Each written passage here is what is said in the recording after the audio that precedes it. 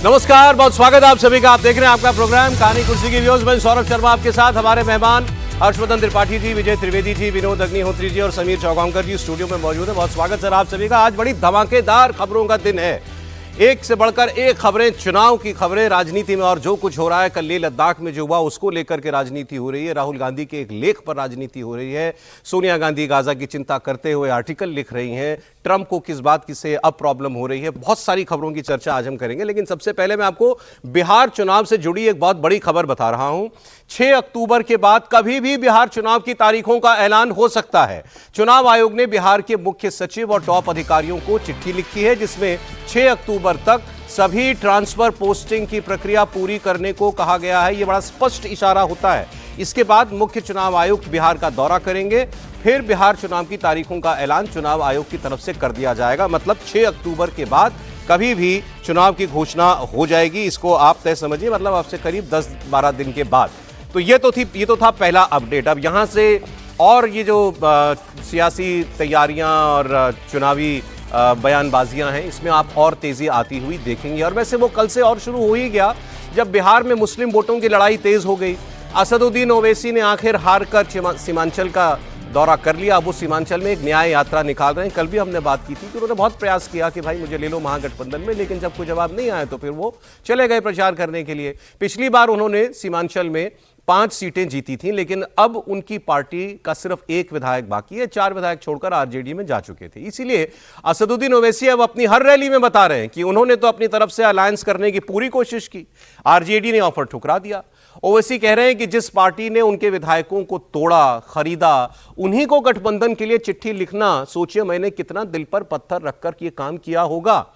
उन्होंने कहा हम केवल 6 सीट चाह रहे थे इनसे, ना कोई मंत्री पद मांग रहे थे ना कुछ, और फिर भी उनका ऑफर आरजेडी ने ठुकरा दिया। ओवैसी ने कहा कि अगर आरजेडी चाहती है कि मुसलमानों के वोट ना बटें तो उनकी पार्टी को महागठबंधन में शामिल क्यों नहीं कर रहे हैं। ओवैसी ने कहा कि हकीकत यह है कि आरजेडी हो या कांग्रेस, ये पार्टियां मुसलमानों से वोट तो चाहती हैं, लेकिन उनको हिस्सेदारी नहीं देना चाहती, और जब चुनाव हार जाती हैं तो हार के लिए भी मुसलमानों को जिम्मेदार ठहराती है। मैं आपको ओवैसी की बात सुनाऊंगा, लेकिन 2-3 बातें और बता देता हूं। उनसे यह भी पूछा गया कि साहब आप आरजेडी को तो चिट्ठी लिख रहे हो, आप कांग्रेस को चिट्ठी क्यों नहीं लिखते, आप राहुल गांधी को चिट्ठी लिखो, उनसे कहिए कि हमको गठबंधन में शामिल किया जाए।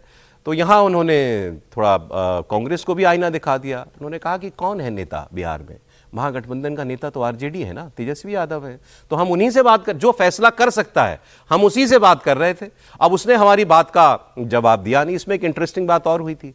तेजस्वी यादव से अभी जब वो यात्रा कर रहे थे तो वहां किसी ने पूछा, साहब ओवैसी साहब बार बार आपको चिट्ठियां लिख रहे हैं, आप उनको जवाब क्यों नहीं देते हैं। तो उन्होंने कहा कि वो हमसे हिस्सेदारी चाह रहे हैं, हमको हिस्सेदारी देंगे क्या हैदराबाद में, हैदराबाद में हम आरजेडी चुनाव लड़ना चाहती है तो हमको वहां पर सीट दें। तो इसका भी जवाब दिया ओवैसी ने।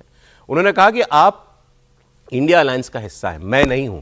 वहां कांग्रेस पार्टी चुनाव लड़ती है, आप कांग्रेस पार्टी से हिस्सा मांगो, आओ स्वागत है आपका, सारी पार्टियां चुनाव लड़ती हैं हैदराबाद में, आप भी आके लड़ लो। इसका बिहार से कोई लेना देना नहीं है। मतलब ओवैसी कह रहे हैं कि बस किसी ना किसी तरह कोई बहाना बना करके हमको चुनाव से ये लोग दूर रखना चाहते हैं। और अब ये जो बी टीम का मुझ पर आरोप लगता था कि ये बीजेपी की बी टीम है, तो आज बीजेपी की बी टीम कौन साबित हुआ, जो मुसलमान का वोट बंटने देना चाहता है, जो बीजेपी को जेडीयू को फायदा पहुंचाना चाहता है, मतलब आरजेडी असल बी टीम तो ये साबित हो रहे हैं। तो मैं आपको जरा ओवैसी साहब की कुछ बातें सुनाता हूं, फिर आपको हम बताएंगे ओवैसी क्यों महत्वपूर्ण हो गए हैं इस चुनाव में। अब हमने अख्तरुल ईमान साहब ने राजद के जिम्मेदारों को, जनाब लालू प्रसाद यादव को 2 खत लिखकर कहा कि आइए हम आपसे अलायंस करने के लिए तैयार हैं। आप अंदाजा लगाइए कि कितना सख्त और तकलीफदेह बात और फैसला हमने लिया था कि जिस पार्टी ने हमारे 4 विधायकों उन बेईमानों को खरीद लिया, उसके बावजूद भी हमने कहा कि आइए भाजपा को रोकते हैं। एक नहीं 2-2 खत अख्तरुल ईमान साहब ने लिखे। फिर एक यहां पर लीडर ऑपोजिशन तेजस्वी यादव को भी लेटर लिखा और अख्तरुल ईमान ने लिखकर कहा कि हमको सिर्फ 6 सीट दे दीजिए, अगर आपकी हुकूमत बनती है तो हमको मंत्री का पोस्ट मत दीजिए, हम सिर्फ इतना चाहते हैं कि आप बीजेपी को रोकिए, फिरका परस्ती को खत्म करिए, हमारी वजह से वोट नहीं कटता है। तुम्हारा वोटर मोदी के गोद में जाकर बैठ चुका है, इसलिए मोदी कामयाब होगा। असदुद्दीन ओवैसी के बारे में कल भी हमने आपसे कहा था कि ये बड़ा आउट ऑफ कैरेक्टर है उनके लिए कि इतनी चिट्ठीबाजी करना, बार बार कहना कि हमको ले लो गठबंधन में। अच्छा, उन्होंने कल ये भी कहा कि हम अलायंस के लिए अब भी तैयार हैं, अभी भी देर नहीं हुई, हमको अपने अलायंस में ले लीजिए, अगर नहीं होगा तो हम अकेले लड़ने को मजबूर होंगे और फिर हम पूरी मजबूती से लड़ेंगे। आगे एक और मजेदार बात उन्होंने कही, उन्होंने कहा कि हमने जो आपको चिट्ठियां लिखी इसे हमारी कमजोरी मत समझो, तुम्हें जो फैसला लेना है ले लो, लेकिन बाद में याद रखना, ये मत कहना कि मम्मी डैडी मेरा बैट बॉल लेके ओवैसी भाग गया। तो ये तो ओवैसी कह रहे हैं, लेकिन सवाल तो ये है ना, क्यों नहीं आरजेडी चाह रही कि भाई ओवैसी भी आ जाएं? वोट जुड़ेगा ही, या जुड़ेगा नहीं तो कम से कम बटेगा नहीं।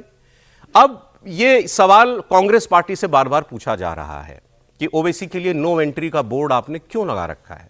तेजस्वी यादव जो है वो सीधे सीधे जवाब देते हैं, लेकिन कांग्रेस पार्टी के नेता घुमा कर सही, लेकिन वो एक गुंजाइश छोड़ रहे हैं। जैसे सचिन पायलट कल सीडब्ल्यूसी के लिए कांग्रेस के सारे नेता पटना में थे ही, उनसे ही पूछा गया साहब ओवैसी साहब को क्यों नहीं लेते आप, तो उन्होंने कहा मेरा मानना यह है जो भी एंटी एनडीए है, जेडीयू या बीजेपी का विरोधी है, वो अगर हमारे साथ आएगा तो हमें उसको साथ लेना चाहिए। मैं सिर्फ इतना कहना चाहता हूं कि हम मजहब, धर्म, जाति और प्रांतीय बातों को छोड़कर पूरे राज्य की बात करें। जिन लोगों ने राज्य को यहां तक लेकर आए हैं वो लोग जिम्मेदार हैं। व्यवस्था परिवर्तन करना पड़ेगा। जो लोग इस व्यवस्था से नाखुश हैं, परिवर्तन करना चाहते हैं, उन सबको साथ लेकर चलने में गठबंधन को कोई दिक्कत नहीं है। देखिए, इन्होंने बड़ा साफ साफ कह दिया भाई जो उनके खिलाफ है वो हमारे साथ है। अब थोड़ा सी और बात आपको सीमांचल की जो है वो हम आपको बता देते हैं। दरअसल ये जो पूरा इलाका है सीमांचल का, इसमें 24 सीटें आती हैं और मुसलमान आबादी 17.7% है। 2020 के इलेक्शन के अंदर एआईएमएन ने 20 सीटें चुनाव लड़ी थी कुल, जिसमें से 14 सीटें सीमांचल की थी और 14 में से 5 सीटें वो जीत गए थे। किशनगंज की 4 में से 2 सीट वो जीत गए थे, अररिया की 1 सीट जीत गए थे और अररिया में एक रानीगंज की सीट एआईएमआईएम की वजह से महागठबंधन जो है वो हार गया था। इसका एक और उदाहरण मिला था, गोपालगंज का उपचुनाव हुआ था 2022 में। यहां पर ये बीजेपी की सिटिंग सीट हुआ करती थी, लेकिन बीजेपी यहां जीती मात्र 1700 वोट से। और आप जानते हैं यहां पर ओवैसी की पार्टी को कितना वोट मिला था? 12,214 वोट। मतलब सीधा ओवैसी की वजह से ये उपचुनाव जो है वो आरजेडी के हाथ से जो है वो निकल गया था। अब अगर हम बात करें कि क्यों सीमांचल में ओवैसी जो है वो इतने इंपॉर्टेंट हैं, 2015 तक सीमांचल में कांग्रेस का और लालू यादव का दबदबा हुआ करता था। कुछ डेटा है तो वो ये बता रहा है कि 15 के इलेक्शन में इन 24 सीटों में से सीमांचल की 19 सीटों पर महागठबंधन जो था वो जीत गया था। लेकिन जब 2020 का चुनाव आया तो जो पहले ये जीते थे 24 में से 19, ये 24 में से 7 पर रह गए। ये ताकत है असदुद्दीन ओवैसी की सीमांचल के अंदर। अब सवाल ये कि क्यों कांग्रेस इनको नहीं चाहती और ओवैसी क्यों इतने बेकरार हैं जाने के लिए महागठबंधन के अंदर। आपको लग रहा है चैप्टर खत्म हो गया त्रिपाठी जी, या जैसे सचिन पायलट ने कहा जो उनके खिलाफ वो हमारे साथ, तो कोई गुंजाइश बाकी है? नहीं, मुझे नहीं लगता कोई गुंजाइश बाकी है, क्योंकि बार बार हम लोग एक बात कह रहे हैं और इसको कांग्रेस को समझ लेना चाहिए। वो पता नहीं क्यों एक इल्यूजन सा, भ्रम जैसा बनाए रखना चाहते हैं। कांग्रेस का भी कोई से है बिहार में। आपके सीडब्ल्यूसी कर लेने से बिहार थोड़ी ना कांग्रेस तय करेगी। बिहार पूरी तरह से लालू प्रसाद यादव और तेजस्वी प्रसाद यादव को तय कर रहा है, इसमें कोई भ्रम मत पालिए। उन्होंने जब साफ साफ मना कर दिया तो फिर कांग्रेस की न तो इतनी स्थिति है, राजनीतिक तौर पर ऐसी कोई हैसियत है नहीं कि वो कहेंगे। दूसरा, मेरा ये मानना है कि जो ओवैसी कर रहे हैं वो बेस्ट कर रहे हैं। अब तेजस्वी और कांग्रेस क्या मिलकर ये निर्णय लेते तो अच्छा रहता, कम से कम इस चुनाव के लिए तो अच्छा रहता। हाँ, आप ये जरूर कह सकते हैं कि लंबे समय में वो क्यों चाहेंगे कि भाई ओवैसी की ताकत बढ़ जाए, ओवैसी और 2, 4, 6 सीटों पर बहुत प्रभावी दिखें। ओवैसी क्या जो एक पक्का वाला जो वोटर है उसका मुसलमान वो कहे कि अरे भाई अब तो मेरा नेता अच्छा दिखने लगा है, अब हम क्यों दूसरे नेता को माने। और इसमें कहीं ना कहीं कांग्रेस को भी आप समझिए, सचिन पायलट तो वैसे भी मतलब जिसको कहते हैं कि उनकी क्या स्थिति है अभी मौजूदा नहीं पता, लेकिन उनकी स्थिति सबने राजस्थान में देखी है।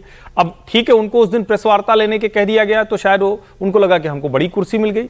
राहुल गांधी क्या चाहेंगे क्या कि मुस्लिम लीडरशिप में कोई पाई, कोई शेयर, कोई हिस्सा वो किसी और को दे? मुझे तो नहीं लगता है कोई कहीं चाहेंगे। हाँ, अगर वो एक साथ आते तो ये महागठबंधन के लिए अच्छा होता, नहीं आएंगे तो इसका लाभ भारतीय जनता पार्टी को मिलेगा और अब कोई ओवैसी को बी टीम न कहे। देखिए, ये कुछ दोनों तरफ से जो तर्क हैं वो कि क्यों नहीं महागठबंधन या आरजेडी इनको चाह रहा है। ये पहला तो उनको लगता है हम क्यों एक और मुसलमान नेता खड़ा करें, जो बात आप कह रहे थे, मुस्लिम वोट का एक और हिस्सेदार हम पैदा करें। एक बार एस्टैब्लिश हो गया तो फिर साथी में रखना पड़ जाएगा हमेशा, नुकसान करता रहेगा आगे भी। दूसरा ये कि फिर ये आएंगे तो पोलराइजेशन की गुंजाइश बीजेपी को बिहार के इलेक्शन में मिल जाएगी। ओवैसी क्यों चाहते हैं? कुछ कहते हैं कि ये अपने ऊपर से बीजेपी की बी टीम होने का दाग धोना चाहते हैं, और दूसरा कि इनको भी ये मालूम है कि ये मुझे नहीं लेंगे, और यही साबित करके ये इनको एक्सपोज करना चाहते हैं कि ये किसी मुसलमान नेता को बढ़ने नहीं देना चाहते, सिर्फ तुम्हारा वोट चाहिए लेकिन मुसलमान नेता नहीं चाहिए। सर, किसका दावा ठीक लग रहा है? बिल्कुल ठीक बात आप कह रहे हैं, दोनों बातें ठीक है। देखिए, एक बात तो मैं इससे सहमत नहीं होता कि सब कुछ खत्म हो गया या अब कुछ नहीं होगा। पॉलिटिक्स में तो हमेशा ही गुंजाइश है, आखिरी वक्त तक गुंजाइश रहती है। सब पॉलिटिक्स के जितने फैसले होते हैं वो एज ऑफ नाउ होते हैं, आज क्या है, आज की स्थिति क्या है। और सचिन पायलट अगर वहाँ बोल रहे हैं तो वो कांग्रेस लीडरशिप का मैसेज है। सचिन पायलट भी कोई भी प्रेस कॉन्फ्रेंस होगी CWC के बाद तो वो बिना कांग्रेस के मैसेज, और ये तो पहले चर्चा हुई होगी ना भाई, ये सवाल होगा कि असदुद्दीन ओवैसी का क्या करना है। कांग्रेस में कितनी चर्चा है? नहीं, ऐसा नहीं होता सर, इतना कमजोर पार्टी मत समझिए उसको, मतलब सिस्टम के हिसाब से बल्कि वो सिस्टम से ज़्यादा चलती पार्टी। बीजेपी और कांग्रेस में दोनों में ये वो है कि सिस्टम से वो चलते हैं, इसलिए वहाँ पर कोई बात कोई कह रहा है तो सचिन पायलट की बात नहीं है, वो है। ओवैसी साहब जरूर चाह रहे हैं कि ये टैग तो कम से कम खत्म हो जाए कि हमें बीजेपी की बी टीम आप कहते हैं रोजाना, वो टैग, और वो टैग को इससे फायदा ही होगा इनको। हाँ, काफी हद तक खत्म किया है। ये बात से मैं सहमत हूँ हर्षवर्धन जी कि भाई यदि ओवैसी आएंगे तो शायद आरजेडी को लगता है कि पोलराइजेशन हो और बीजेपी उसका फायदा उठा ले। वैसे तो मुस्लिम वोट मिलने ही वाला उनको, लेकिन 5-6 सीटें भी आती हैं और एक माहौल बनता है। 5-6 सीटों की बात नहीं ना, ओवैसी जी फिर और कहीं भी जाएंगे तो 15-20 सीटों पर उसका थोड़ा बहुत असर हो सकता है। और ये मैं इस तर्क से कभी नहीं सहमत होता कि अब आज कर लेंगे तो फिर अगले 10 साल बाद क्या होगा। 10 साल बाद कुछ होता ही नहीं है। ठीक है, लेकिन एक बात तो है ना सर, ये तो उन्होंने देखी, क्योंकि वो ऑन रिकॉर्ड बोल रहे हैं कि मैं 6 ही सीट मांग रहा हूं। नहीं, हमने आपको बताया पिछली बार वो 14 सीट लड़े थे, 14 सीट। अब भाई अगर यहां आ जाए तो 6 ही लड़ेंगे जी, अगर आजाद रहेंगे तो ज्यादा लड़ेंगे तो ज्यादा नुकसान करेंगे। इसलिए कुछ इनकी मंशा पर शक उनके इस बयान की वजह से कम होता है। अब सर एक और बयान बता देता हूं, फिर आप दोनों पर कमेंट कीजिएगा। आरजेडी के अंदर घमासान छिड़ा हुआ है तेजस्वी यादव के खासम खास संजय यादव को लेकर के। परिवार के सारे सदस्य उनको जयचंद बुलाने लगे हैं। पहले बड़े भाई कहते थे तेज प्रताप, अब छोटी बहन कहने लगी है रोहिणी आचार्य। तो इन्होंने भी लगे हाथ गंगा में हाथ धो लिया। इन्होंने कहा कि लोग मुझे कहते हैं कि भाई ये तो हैदराबादी है, हैदराबादी का यहाँ क्या काम बिहार के अंदर।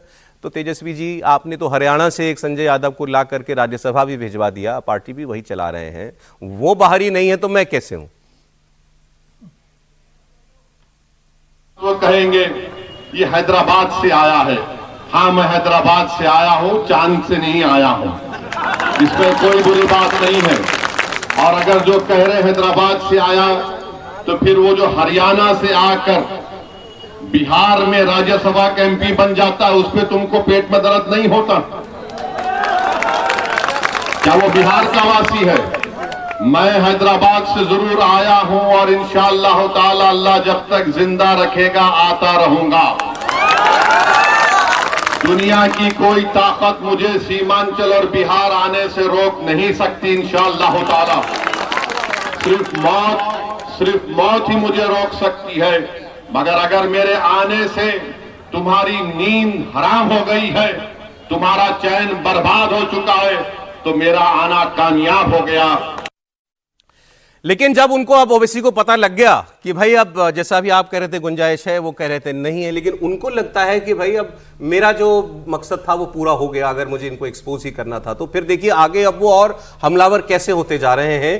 तेजस्वी यादव का नाम लेकर के वो कह रहे हैं कि हम गैरों की चौखट पर भीख नहीं मांगेंगे, ये कह रहे हैं ओवैसी। हमने लालू को चिट्ठी लिखी, तेजस्वी बोले हमको चिट्ठी ही नहीं मिली। तो ओवैसी कह रहे हैं कि अपने पिता से बड़े हो गए हैं तेजस्वी यादव, हम सिर्फ 5 सीट मांग रहे हैं, मुसलमान कभी तेजस्वी को माफ नहीं करेगा, ये ओवैसी अब कह रहे हैं। और वो कह रहे हैं कि बीजेपी को रोकने के लिए गठबंधन चाहते थे, नहीं तो किसी की चौखट पर भीख मांगने जाएं, हम वो लोग नहीं हैं। सर, बढ़ गया मामला? बढ़ गया, बढ़ना था ही, क्योंकि तेजस्वी और लालू जी स्पेस देंगे नहीं। ओवैसी जी स्पेस इसलिए मांग रहे हैं कि मिल जाए तो ठीक है, ना मिले तो कम से कम ये कहने को हो जाएगा कि हमने तो पूरा कोशिश किया कि सेकुलर वोट न बटे, लेकिन लालू यादव और कांग्रेस और तेजस्वी नहीं माने। और इस बात को वो कांग्रेस के खिलाफ हैदराबाद में भी इस्तेमाल करेंगे। ओवैसी जी जब वहाँ चुनाव होंगे तो वहाँ भी इस्तेमाल करेंगे कि बिहार में हमने चाहा था कि एकता हो जाए, लेकिन कांग्रेस ने और आरजेडी नहीं होने दी जी। लेकिन असल में पेंच क्या है, देखिए पेंच जो है दो है। ओवैसी भी थोड़ा फ्रस्ट्रेशन में भी बोल रहे हैं। ओवैसी जी को लगता है शायद इस बार वो 4 सीटें पिछली बार 5 निकाली थी, इस बार शायद 5 न निकल पाए।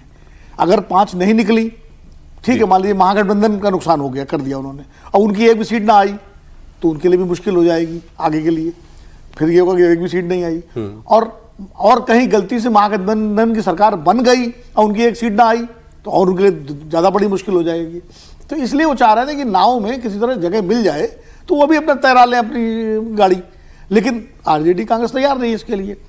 एक बड़ा पेच ये, वो 6 सीट जो मांग रहे हैं उसमें 5 सीटें वो हैं जो पिछली बार जीती थी इन्होंने। सर ये तो राइट है उनका कि उसमें राइट है, लेकिन वो 4 तो इधर आ गए हैं आरजेडी में, तो आरजेडी उनको माइनस कर देगी।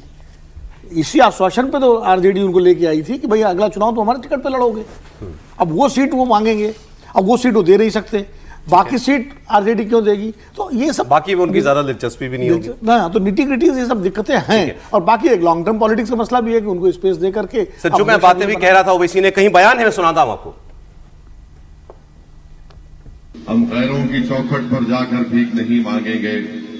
आपके पास इतनी ताकत है कि आप अपने वोट से दोबारा इंशाअल्लाह ताला कोचा दामन से मजलिस उम्मीदवार को कामयाब कर सकते हैं, और मुझे यकीन है कि जरूर कामयाबी मिलेगी। अब नहीं मालूम क्या होने वाला है राजद में, मगर मजलिस ने अपनी नेक नियति का इजहार किया।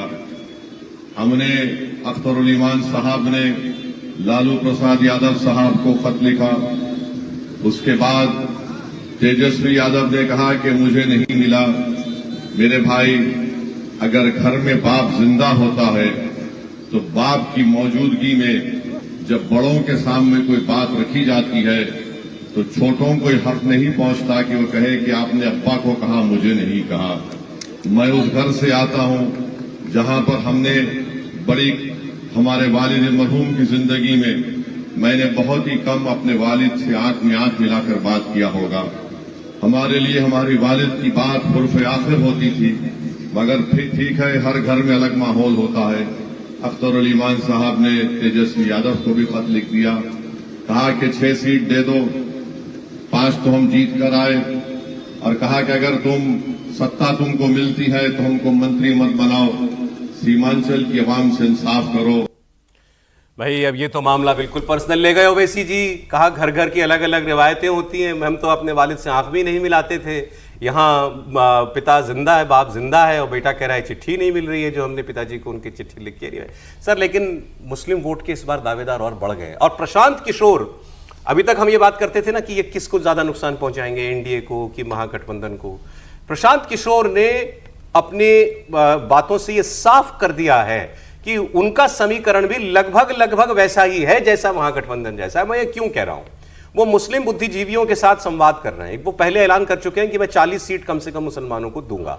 फिर उन्होंने ये भी कहा कि आपको अपनी अलग लीडरशिप डेवलप करनी चाहिए, ऐसे मुसलमान नेताओं को आगे बढ़ाइए आप, और 40 सीट तो मैं दूंगा, ये बात उन्होंने पहले भी कही ही थी। इसके अलावा प्रशांत किशोर आगे दिखाइए, आगे उन्होंने कहा कि कांग्रेस आरजेडी सच में अगर मुसलमानों के रहनुमा बनते हैं तो मैं फिर उन्हें एक ऑफर देता हूं। ऑफर यह है कि जहां वो मुस्लिम कैंडिडेट उतारेंगे मैं मुसलमान उम्मीदवार नहीं दूंगा। यह बात वो भी दोहरा दें कि जहां मेरा मतलब जन स्वराज का मुस्लिम कैंडिडेट खड़ा हो वहां पर आप भी मुस्लिम कैंडिडेट नहीं देंगे। मैंने ये कहा है कि अपने आप को मुसलमानों के रहनुमा कहना, जो दल अपने आप को मुसलमानों का रहनुमा बताते हैं, अगर उनको मुसलमानों की इतनी ही चिंता है तो जन स्वराज अपनी ओर से घोषणा कर रहा है कि जहां पर वो मुसलमानों को टिकट देंगे वहां पर जन स्वराज मुसलमान नहीं लड़ाएगा। वो भी अब ये घोषणा कर दें कि जहां पर जन स्वराज मुसलमान लड़ाएगा वो भी मुसलमान को नहीं लड़ाएंगे। अगर उनको भाजपा को हराने की इतनी चिंता है तो ये घोषणा करके देख लें। जब भी मैंने खबर सुनी तो पहली बात तो मेरे दिमाग में ये आई कि प्रशांत किशोर मतलब इस बात को मानते भी हैं और अब तो उन्होंने अंडरलाइन भी कर दिया कि मुसलमान मुसलमान को ही वोट देगा। अभी तक मुसलमान कैसे किनको जिताता रहा, क्यों जिताता रहा, कितने मुसलमान विधायक हैं देश के अंदर या बिहार में या असेंबली में कितने हैं, तो ये तोहमत क्यों दे रहे हो मुसलमानों को ये बात कह करके। लेकिन इतना तो उन्होंने अब जैसे कहते हैं ना चुनौती फेंक दी है सामने वाले की ओर। ठीक है, मुसलमान वोट बंटने की सबको चिंता हो रही है, मुझे भी चिंता हो रही है, तो कर लो ये बात, डील कर लो, मुसलमान के सामने मुसलमान नहीं उतारना। अब देखिए बिहार के अंदर एक अनार 100 बीमार हैं, मुसलमान वोट को लेके सब बीमार हो रहे हैं, सब उनको आकर्षित करना चाह रहे हैं। तेजस्वी तो मान के चलते कि भाई वो तो मेरे घर की मुर्गी है मुसलमान, मैं जैसा चाहूँगा इस्तेमाल करूँगा। राहुल गांधी को भी यही मांगना है कांग्रेस को कि भाई हमने इतना हिंदू विरोध कर दिया मुसलमान के पक्ष में कि मुसलमान को हमें वोट देना चाहिए। अब प्रशांत किशोर नए नए खिलाड़ी आए हैं, वो भी जानते हैं कि बिहार की लड़ाई को कैसे लड़ना है, और ओवैसी तो मैदान में ही। तो बेसिकली प्रशांत किशोर और ओवैसी रायता फैलाने में ज़्यादा भरोसा रख रहे हैं इस बार मुसलमान वोट को लेके। उनको वोट मिले, तेजस्वी का रायता जरूर फैलाने वाले इस बार। और अगर आप ओवैसी को देखेंगे तो 5,29,000 वोट मिले थे ओवैसी की पार्टी को 2020 में, 5 सीटें मिली थी, लगभग 5,30,000 का वोट बैंक है। तो 5,30,000 वोट कम नहीं होता सर बिहार की चुनाव में। 1.25% का मुसलमान का वोट बैंक जो मिला था, और ओवैसी से अगर आप गठबंधन नहीं करोगे, 5 सीटें नहीं दोगे, तो ओवैसी प्रशांत किशोर ने तो आपको प्रस्ताव दे दिया, ने तो प्रूव कर दिया आपने आप नहीं, लेकिन मुझे वोट मिलता है मुसलमानों का। प्रशांत किशोर ने तो आपको प्रस्ताव दे दिया कि जहां आपके मुसलमान कैंडिडेट होंगे वहां मैं अगर नहीं उतारूंगा, बशर्ते आप जहां मैं मुसलमान कैंडिडेट दूंगा वहां मत उतारिए। ओवैसी क्या करेंगे, ओवैसी को आप गठबंधन नहीं लेंगे तो जहां आपके मुसलमान कैंडिडेट है वहां ओवैसी मुसलमान कैंडिडेट उतार देंगे। तो कैसे मुसलमानों वोटों का बंटवारा नहीं होगा। इस बार मुसलमान वोटों का बंटवारा बहुत तेजी से होने वाला है। ठीक है, और मुझे लग रहा है ज्यादा हिस्सों में बटेगा निश्चित रूप से। और ये बहुत समझदारी होती अगर ये प्रशांत किशोर को भले नहीं ले पाए, कम से कम इनको ओवैसी को अपने साथ लेना था। अब हर्षवर्धन जी आप बोलेगा, मैं एक और उम्मीदवार की बात बता देता हूं ना, मुसलमान वोट के एक और दावेदार की, नीतीश जी भी पीछे नहीं है, उनको भी चाहिए मुस्लिम वोट। नीतीश कुमार आजकल मुस्लिम इलाकों में ही घूम रहे हैं और मुसलमानों को बता रहे हैं कि 20 साल में मैंने तुम्हारे लिए क्या क्या काम किया है। नीतीश कुमार ने कहा कि उनकी सरकार बनने से पहले बिहार में हिंदू मुसलमान दंगे होते थे, छोटी छोटी बात पर संघर्ष होता था, बंद हो गया। मैंने मस्जिद और कब्रिस्तान के विवाद सबसे ज्यादा सुलझाए, मदरसे के आलिमों को सरकारी टीचरों के बराबर तनख्वाह दी, कब्रिस्तान की जमीनों पर से कब्जे मैंने खत्म कराए। पहले इतना हिंदू मुस्लिम झगड़ा होता था जी, तो कोई कुछ किया था उसका बराबर बोलता था। हम लोगों की सरकार आई तो 2006 में ही हम लोगों ने कब्रिस्तान की घेराबंदी शुरू की और बड़े पैमाने पर कब्रिस्तानों की घेराबंदी की जा चुकी है। अब कोई झगड़ा झंझट नहीं होता और मदरसों को सरकारी मान्यता दी गई और उनके शिक्षकों को सरकारी शिक्षकों के बराबर वेतन दिया गया। आप कह रहे थे एक अनार 100 बीमार, मैं कह रहा हूं एक अनार 113 बीमार, तो उनको भी चाहिए। और विजय जी ने ठीक याद दिलाया, अभी तो टोपी नहीं पहन रहे थे, वो मुस्लिम टोपी पहनने से पूरी तरीके से खुलकर सरकार का समर्थन। त्रिपाठी जी बोलिए। नहीं देखिए, मुझे लगता है कि जो मूल बात कह गए वो प्रशांत किशोर जी कह गए, कोशिश तो सब कर रहे हैं। प्रशांत किशोर ईमानदार व्यक्ति हैं, अब आप लोग माने न माने, लेकिन वो ईमानदारी बरत रहे हैं। वो कह रहे हैं कि भैया मुसलमान वोट नहीं बंटने देना है। अब दूसरी पार्टियां क्या बेईमानी कर रही हैं, सेकुलर वोट नहीं बंटने देना है, तो क्या बाकी कम्युनल होते हैं क्या? मतलब ये तो खतरनाक है। ये तो आप एक तरह से जो मतदाता है उसको आप चिन्हित ऐसे कर रहे हो। क्या भारतीय जनता पार्टी ये कह रही है क्या कि हम सेकुलर कम्युनल वोट बांटेंगे? तो प्रशांत किशोर जो कह रहे हैं, मुझे लगता है वो ईमानदारी से बात कर रहे हैं और वो रणनीति देखिए उनकी भी बड़ी सॉलिड है। ठीक है, विजय जी एकदम ही उनको खारिज कर देते हैं। नहीं, प्रशांत जी से मुझे प्रियंका जी याद आ गई कि 2017 में उन्होंने कहा था कि हम 1/3 महिलाओं को टिकट देंगे। जब सारा मैदान खाली है तो कुछ भी कर लीजिए, 40 को भी मुसलमानों को क्यों, 1/3 को दीजिए। नहीं, लेकिन वो तो ये भी कह रहे हैं जहां मुसलमान होंगे वहां मुसलमान खड़ी नहीं करेंगे। तो एक तरह से वो तो ईमानदारी। तो मुझको लगता है इसमें फिर क्या दिक्कत है? भाजपा को हराना है, सब लोग मिल जाएं तो पूरा वोट हो जाएगा। अगर जो नहीं एक साथ आ रहा है, जो बाधा बन रहा है, वो मुसलमानों को दुश्मन थोड़ी मांग रहे हैं टिकट, मतलब हिस्सेदारी महागठबंधन में। अरे भाई, लेकिन वो तो दूसरे तरह का प्रस्ताव दे दिया ना। मान लीजिए एक सीट पर सिर्फ एक मुसलमान होगा तो बड़ा अच्छा होगा।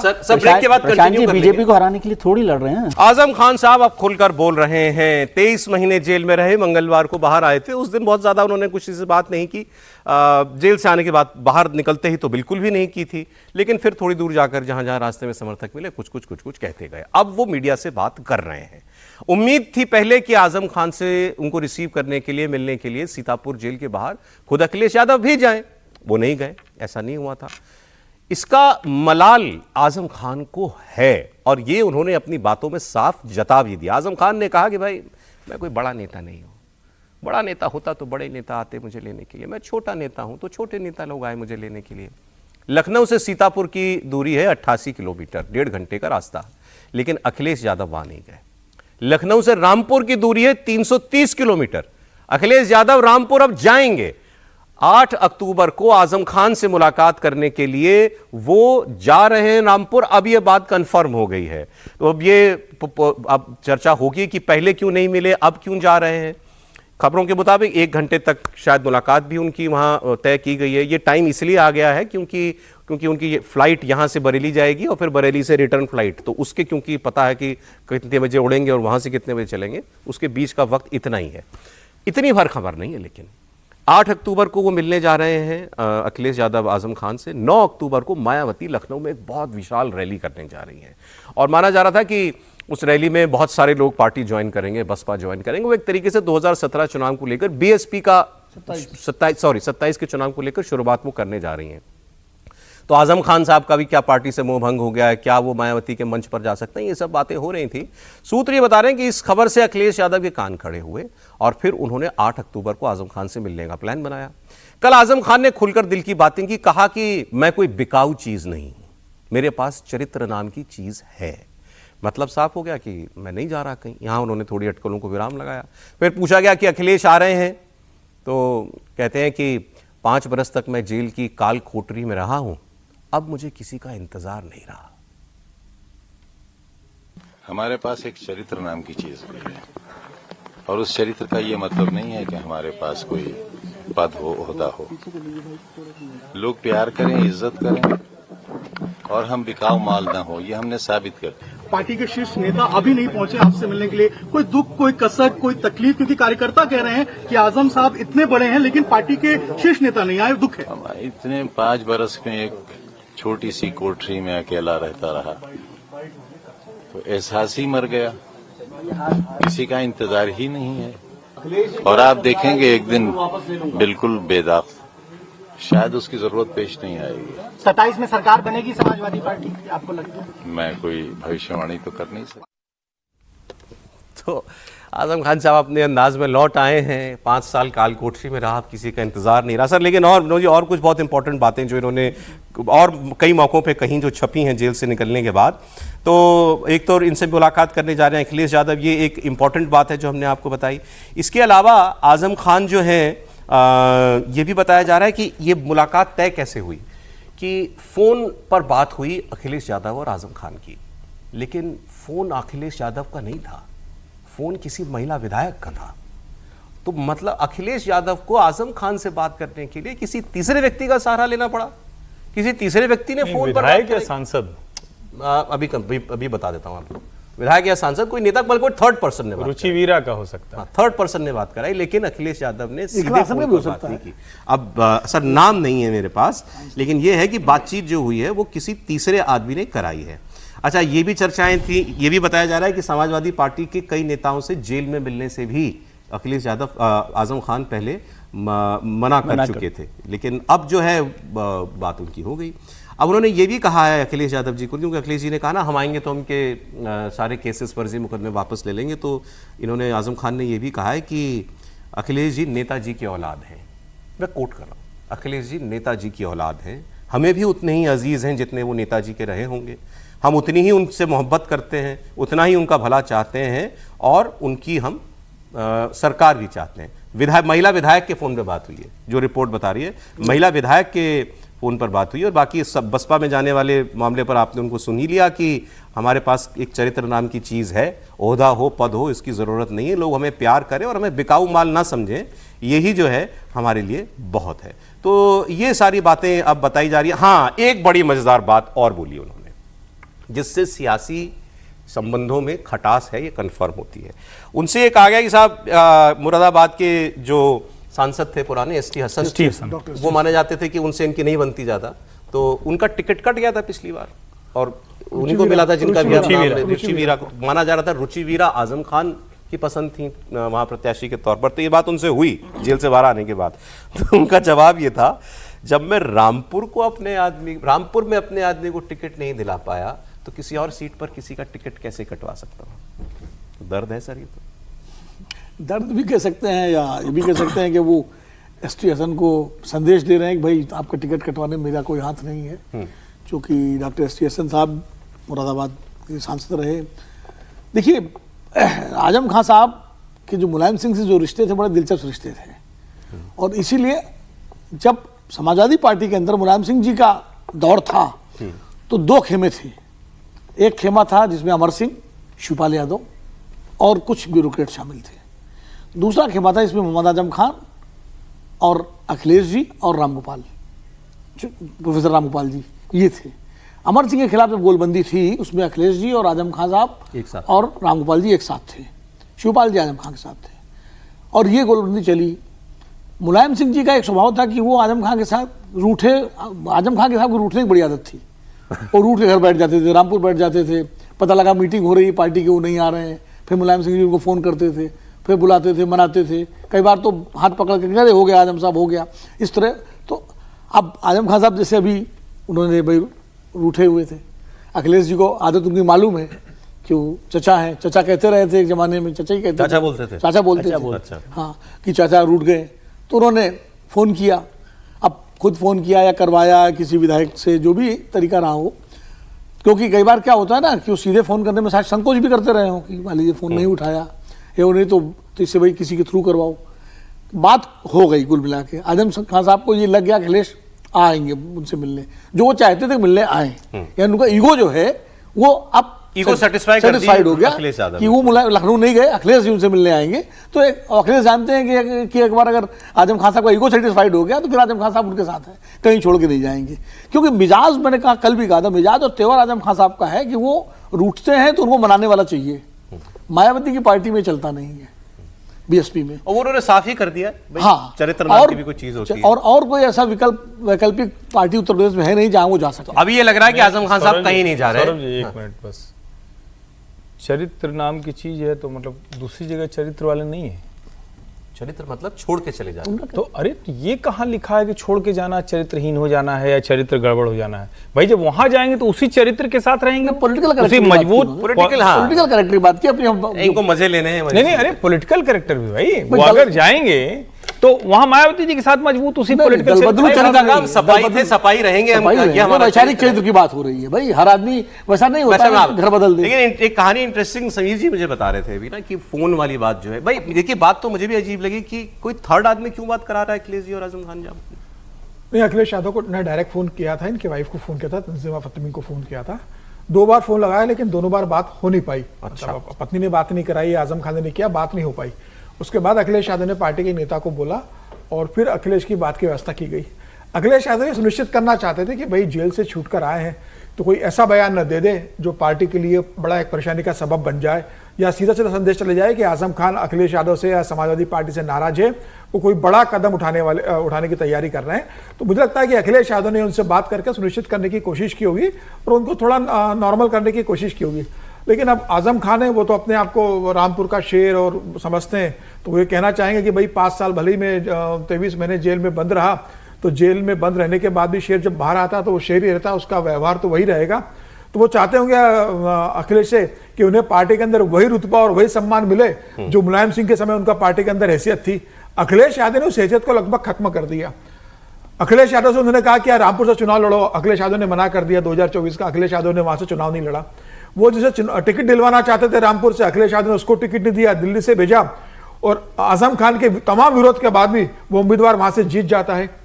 तो अखिलेश यादव ने जिस तरीके से आजम खान को पार्टी का नजरअंदाज करना शुरू किया और एक नई मुस्लिम लीडरशिप तैयार कर दी, इकरा हसन को तैयार कर दिया उन्होंने, बर्क साहब अब तैयार हो गए हैं और दूसरे मुस्लिम लीडर आ गए हैं। तो आजम खान को लग रहा है कि भाई जो मुलायम सिंह के समय अकेला मुस्लिम चेहरा मैं था पार्टी के अंदर, अब अखिलेश यादव युवा नेतृत्व को लेकर आ रहे हैं, न इसमें मेरे लिए जगह है न मेरे बच्चों के लिए इसके अंदर जगह है। अब मुझे लगता है कि वो अखिलेश यादव से जब मिलेंगे तो अपना पार्टी के अंदर अपनी क्या हैसियत होगी?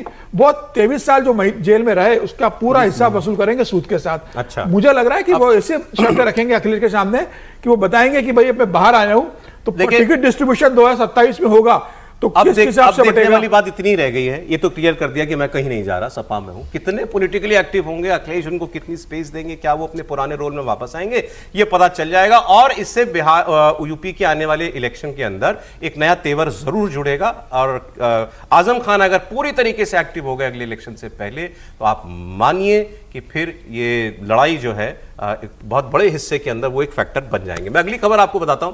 अगली खबर आपने कल देखी थी लेह की। लेह जला, 4 लोगों की मौत हो गई, 50 से ज्यादा लोग जो हैं वो घायल हुए थे। आज भी वहां पर तनावपूर्ण हालात हैं, लेकिन लेह आज शांत है।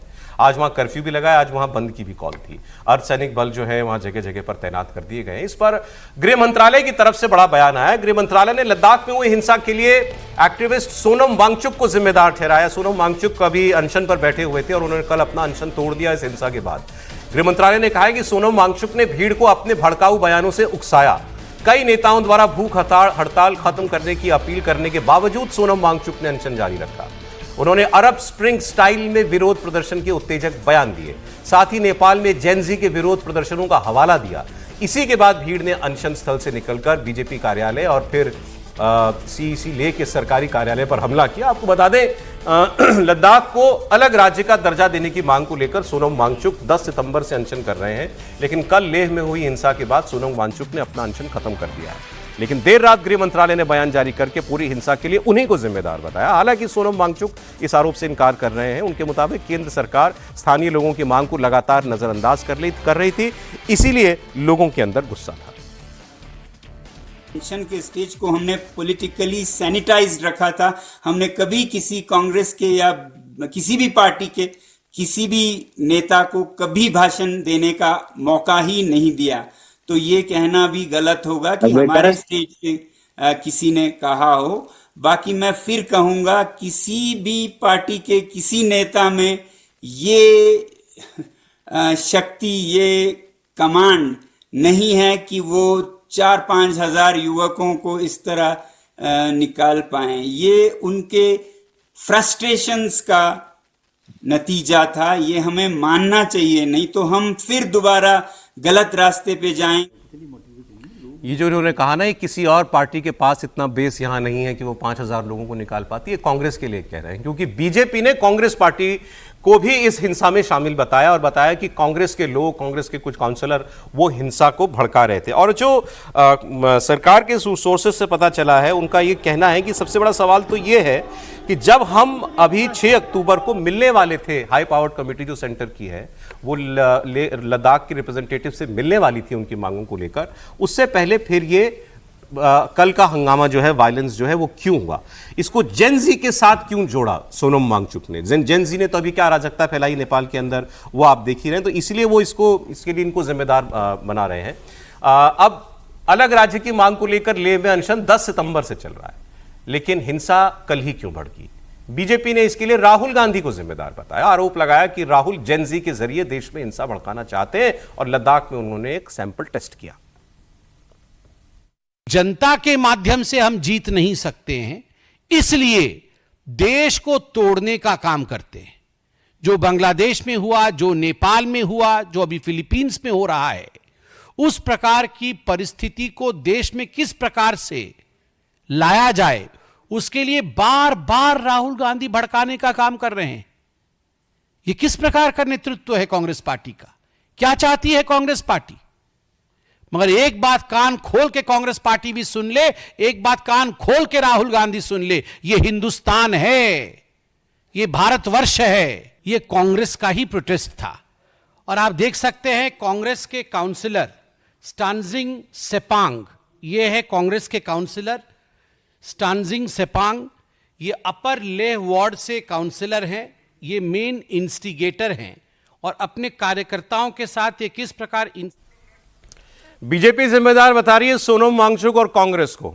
सोनम वांगचुक कह रहे हैं कांग्रेस ये काम करा नहीं सकती, ये लोगों का एक नेचुरल गुस्सा था जो फूट करके सामने आया। आज अमित मालवीय बीजेपी के नेता, उन्होंने एक पुराना वीडियो भी डाला सोनम वांगचुक का, क्योंकि वो लद्दाखी भाषा में है तो इसलिए मैं इसको समझ नहीं पाया। लेकिन वो ये आरोप उन्होंने ये लगाया कि इन्होंने लोगों को ये कहा था मास्क पहन करके उतरना प्रदर्शन करने के लिए, और वो मास्क कैसे पहनना है, मुंह छुपाना है, ये ट्रेनिंग दे रहे थे लोगों को सोनम वांगचुक, ऐसा बीजेपी आरोप लगा रही। कौन है इसके पीछे? देखिए, सोनम वांगचुक इस देश में क्योंकि एक पिक्चर ने मशहूर कर दिया, और पिक्चर ने तो जिसको मशहूर करती है उसकी प्रतिष्ठा उस तरह की होती है या नहीं, कई बार ये सवालों के घेरे में रहता है। लेकिन अब भारतीय जनता पार्टी क्या आरोप लगा रही वो अलग बात है, वो राजनीतिक तौर पर है, वो जो भी भाजपा को करना है वो करें। लेकिन गृह मंत्रालय जब कोई बात कहता है तो उसको मैं गंभीरता से लेता हूं।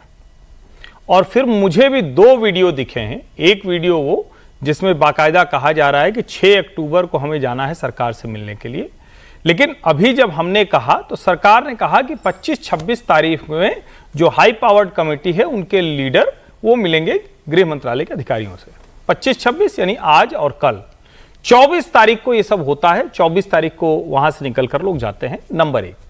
दूसरा, आज और कल मीटिंग होनी थी, आज और कल की मीटिंग थी 25-26 में। 26 का प्रपोजल था, ये बाकायदा तो उस मंच से बताया गया 26 तारीख को होना था, यानी कल ही होना था, पहला।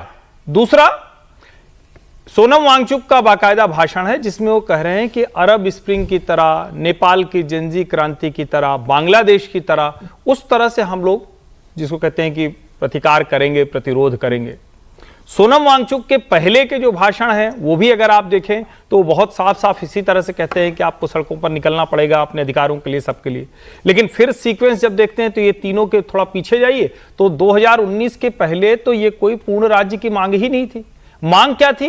मांग ये थी कि लद्दाख को अलग केंद्र शासित प्रदेश बनाओ। ये मैं ऑन रिकॉर्ड बात कह रहा हूं। अब तो सुनने में अच्छा लगता है कि भाई पूर्ण राज्य का दर्जा। उमर अब्दुल्ला ने कंफर्म कर दी। उन्होंने कल कहा कि जब जम्मू कश्मीर को यूटी बनाया, लद्दाख यूटी बना, तो लद्दाख के लोग तो जश्न मना रहे थे। जश्न मनाया, पूर्ण राज्य की मांग ही नहीं थी इनकी। और सोनम वांगचुक ने बाकायदा बयान दिया था कि प्रधानमंत्री नरेंद्र मोदी ने जो बरसों से लद्दाखी लोग चाहते थे हम जम्मू कश्मीर से, ना हमारी संस्कृति मिलती है, ना हमारा किसी भी तरह से कुछ नहीं मिलता है जी।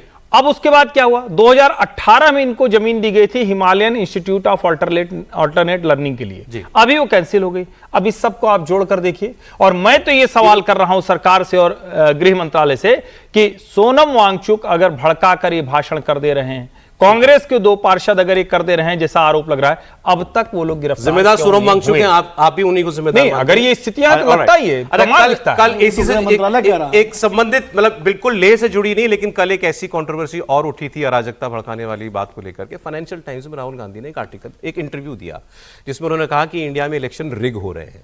अब वो बाकी बहुत सारी चीजें हैं क्योंकि वो उन्होंने इंटरव्यू फॉर्मेट में नहीं छापा है, आर्टिकल फॉर्मेट में छापा है। अंत में उन्होंने कहा है कि Gandhi said his party's strategy is to challenge the integrity of India's electoral system by building public pressure। खतरनाक है। ठीक है, आगे उन्होंने कोट किया, राहुल गांधी को कोट करते हुए कहा, we are playing the game of mass mobilization, that is the only way we have। Mass mobilisation करना है वोट चोरी या सिस्टम रिग्ड है के खिलाफ। अब बीजेपी कह रही है तो खुला प्रमाण है कि अराजकता चाह रहे हैं देश में, चाहते हैं बांग्लादेश बनाना। देखिए, मास मोबिलाइजेशन अराजकता ही हो ऐसा तो नहीं होता, पार्ट ऑफ डेमोक्रेटिक सिस्टम है ना ये तो, ठीक है। अब वो क्या कर रहे हैं, राहुल जी तो बहुत लंबे समय से ये रिग्ड वोट को लेकर कैंपेन चला रहा है, अलग अलग तरीके से, कभी ईवीएम को लेकर, कभी इलेक्शन कमीशन पर मसले को लेकर, वो अलग है। 2 चीज़ों को अलग अलग देखिए। सोनम वांगचुक जो कह रहे हैं ये बात ठीक है कि पहले तो 2019 में जब यूटी का उसको दर्जा दिया गया तो बहुत सेलिब्रेशन वहाँ पर हुआ था लद्दाख में, लेकिन ऐसा तो होता है ना, आप एक चीज़ मांगते हैं, एक चीज़ मिल जाती है तो आप उसके आगे बढ़ते हैं। ये थोड़ी होता है कि अब आपने ख़त्म कर दिया। जम्मू कश्मीर को देखिए, उमर अब्दुल्ला का आपने बयान लिखा तो अब उमर अब्दुल्ला ने बयान में आगे क्या कहा? उमर अब्दुल्ला ने कहा कि भाई वहाँ पर तो वो नहीं मांग रहे थे और आज स्टेटहुड की बात कर रहे हैं, वहाँ इतना प्रदर्शन हो रहा है तो जम्मू कश्मीर को तो प्रॉमिस किया था, स्टेट थे। ठीक बात, वो स्टेट थी। बोला कि आप, तुम्हें लग रहा है हमें धोखा दिया तो हमें सोचो कि हमें कितना बुरा लगेगा। तो इसको भी थोड़ा सा आगे ध्यान रखिए कि फिर आगे कुछ उसका कोई रेफरेंस बाद में निकल कर आए। मैं ये नहीं कह रहा कि वो वार्निंग के तौर पे करे, लेकिन एक रेफरेंस वो भी है। और ये कहना कि नहीं उस दिन तो खुश थे, तो वो बात नहीं होती ना, आगे बढ़ता ही है स्टेट। पहले आपको मिल गया, पहले हो रहा था कि स्वायत्त परिषद बनाई जाए, लद्दाख की ऑटोनोमस बॉडी बनी, ये हुआ, फिर उसके बाद यूटी पर आ गए। आप कहेंगे पहले तो आप ऑटोनोमस बॉडी मांग रहे थे, वो नहीं है। और अरब स्प्रिंग स्टाइल क्या होता है, सरकार ने कहा कि अरब स्प्रिंग स्टाइल है, तो अरब स्प्रिंग स्टाइल तो खुद साबित करती है कि वो नॉन पॉलिटिकल मूवमेंट है। आपको पता है अरब स्प्रिंग स्टाइल क्या है? अरब स्प्रिंग स्टाइल में सारी अरब कंट्रियों में कई देशों हाँ, में 2010-11 में, लेकिन वो सब नॉन पॉलिटिकल थे। सबसे ज्यादा विश्व में हुआ था। नॉन पॉलिटिकल या नॉन वायलेंट क्या कह रहे हैं? नहीं, नॉन वायलेंट उसमें था, वायलेंस भी थी, मिक्स था दोनों। नहीं, लेकिन अरब स्प्रिंग स्टाइल में आप कहें या तो कांग्रेस के साथ है, मैं कांग्रेस पर जा नहीं रहा, लेकिन दो चीजों में कंट्राडिक्शन है। यदि आप अरब स्प्रिंग स्टाइल कह रहे हैं तो आप कह रहे हैं कि एक नॉन पॉलिटिकल सपोर्ट का मूवमेंट। सर ब्रेक ले रहे एक लाइन से, ज्यादातर तानाशाही के खिलाफ बरसों से जो सत्ता में जमे लोग थे उनके खिलाफ वो आंदोलन थे, सारा तहरीर चले। अब ये तो अभी विवाद लंबा चलेगा कि लेह में किसने किया, क्यों किया, और इस पर सरकार भी अब कुछ ना कुछ जांच बिठाएगी। दुनिया भर में इस वक्त फिलिस्तीन, गाजा, इजराइल इस संकट का हल ढूंढने के प्रयास बड़े जोर शोर से चल रहे हैं। एक के बाद एक दुनिया के तमाम देश गाजा को, फिलिस्तीन को अलग देश की मान्यता दे रहे हैं। कल तो इस मुद्दे पर ट्रंप और फ्रांस के राष्ट्रपति के बीच लगभग मतभेद कहिए, बहस जैसी स्थिति भी आ गई थी जब वो आमने सामने बैठकर बात कर रहे थे। तो क्योंकि ट्रंप नहीं चाहते कि ये सिलसिला चले और फिलिस्तीन को अलग देश की मान्यता के तौर पर दुनिया भर में बढ़ावा मिले। वो कहते हैं कि संकट हमास है, मुद्दा हमास है, हमास खत्म होना जरूरी है, बाकी सब कुछ अपने आप ठीक हो जाएगा। इस बीच इजराइल बम मार मार के पूरे गाजा को तबाह कर चुका है। 65,000 लोग मारे जा चुके हैं। तो ये सब कुछ दुनिया में हो रहा है। हमारा क्या रुख रहा है इसमें? इजराइल के साथ दोस्ती हमारी है और रहेगी। भारत सरकार को इसमें ना कहने में ना जताने में कोई हिच है, लेकिन साथ साथ फिलिस्तीन के मामले में भी भारत अभी ही कुछ दिन पहले तो यूनाइटेड नेशंस में ही वोट हुआ कि अलग देश बनाया जाए, हमने समर्थन में वोट किया। तो भारत वहां भी है, मानवीय सहायता भेजने में भी भारत कोई पीछे नहीं है। लेकिन फिर क्या वजह है कि हमारे देश में कांग्रेस पार्टी बार बार ये इंप्रेशन क्रिएट करना चाहती है कि ये सरकार फिलिस्तीन विरोधी है, ये सरकार फिलिस्तीन में मारे गए बच्चों महिलाओं के दर्द को नहीं समझती, मानवता भूल चुकी है ये सरकार। गाजा की बात करते हुए, गाजा पर सोनिया गांधी पहले भी लेख लिख चुकी हैं, प्रियंका गांधी बार बार कह चुकी हैं ट्वीट करके, बैग भी लेके गई फिलिस्तीन का संसद के अंदर। कांग्रेस की पूर्व प्रेसिडेंट सोनिया गांधी ने अब इजराइल फिलिस्तीन के संघर्ष को लेकर केंद्र की तीखी आलोचना करते हुए एक और लेख लिखा है जो आज अखबारों में छपा हुआ है। उनका कहना है भारत को फिलिस्तीन के मुद्दे पर आगे आकर बोलना चाहिए। उन्होंने आरोप लगाया कि यह भारत सरकार की गहरी चुप्पी मानवता और नैतिकता दोनों के खिलाफ है। सोनिया गांधी ने जो यह आर्टिकल लिखा है, इसमें उन्होंने केंद्र सरकार द्वारा लिए गए फैसले को भारत के संवैधानिक मूल्यों या उसके हितों को लेकर नहीं बल्कि दोस्ती के आधार पर किए जाते हैं, ये बताया। उन्होंने कहा कि इसी तरह फिलिस्तीन के मुद्दे पर केंद्र सरकार की चुप्पी का कारण इजराइल के प्रधानमंत्री बेंजामिन नेतन्याहू और प्रधानमंत्री नरेंद्र मोदी की दोस्ती है। ये सोनिया गांधी जो हैं वो लगातार कह रही हैं। और उन्होंने जो इस बार जो शब्द इस्तेमाल किए हैं इस सरकार के लिए, मतलब भारत सरकार के लिए, वो बड़े कठोर शब्द हैं। और उनका कहना यह है कि जो कुछ वहां हो रहा है ये कुछ लालची रियल एस्टेट कारोबारियों के स्वार्थ की वजह से हो रहा है। ट्रंप नहीं लिखना चाह रही होंगी तो उन्होंने लिखा लालची रियल एस्टेट कारोबारियों की वजह से ये हो रहा है। और उस पर फिर भारत के लिए जो उन्होंने कहा है वो ज़्यादा इंपॉर्टेंट है। उन्होंने कहा कि दक्षिण अफ्रीका जैसे देश ने इजराइल को अंतर्राष्ट्रीय न्यायालय में ले जाने का काम किया, ब्राजील भी इस प्रयास में शामिल है, भारत कुछ क्यों नहीं करता है, ये भी उन्होंने कहा है। उनका कहना है कि अलग अलग देश जो हैं वो इजराइल के नेताओं पर प्रतिबंध लगा रहे हैं। खुद इजराइल में नेतन्याहू के एक्शंस पर सवाल खड़े हो रहे हैं, उनको जो है युद्ध अपराधी घोषित करने के जो है काम हो रहे हैं। लेकिन इस सब के बीच मानवीय संकट के प्रति दुनिया भर में उभर रही वैश्विक चेतना के बीच ये राष्ट्रीय शर्म की बात है कि भारत इस मानवता के अपमान का मूक दर्शक बना हुआ है। मतलब भारत इस मानवता के अपमान का पर चुप है।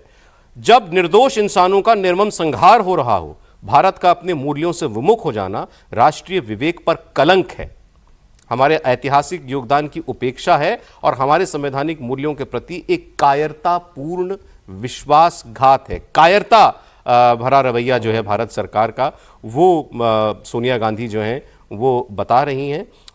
और उन्होंने कहा भारत ने सदैव दो राज्य समाधान का समर्थन किया है। इजराइल द्वारा गाजा के विनोद जी, इजराइल द्वारा गाजा के लोगों पर लगातार जुल्मों के बीच प्रधानमंत्री मोदी की शर्मनाक चुप्पी बेहद निराशाजनक है। सीधे प्राइम मिनिस्टर मोदी के लिए कहा कि आपकी चुप्पी बेहद निराशाजनक है, नैतिक कायरता की पराकाष्ठा है। सोनिया गांधी बोल रही हैं मोदी जी के लिए। समय आ गया है कि वो स्पष्ट और साहसिक शब्दों में उस विरासत की ओर से जोरदार आवाज उठाएं जिसका प्रतिनिधित्व भारत कर रहा है। आज समूची मानवता के सामूहिक विवेक को झकझोरने वाले इस मुद्दे पर ग्लोबल साउथ फिर से भारत के नेतृत्व की परीक्षा कर रहा है।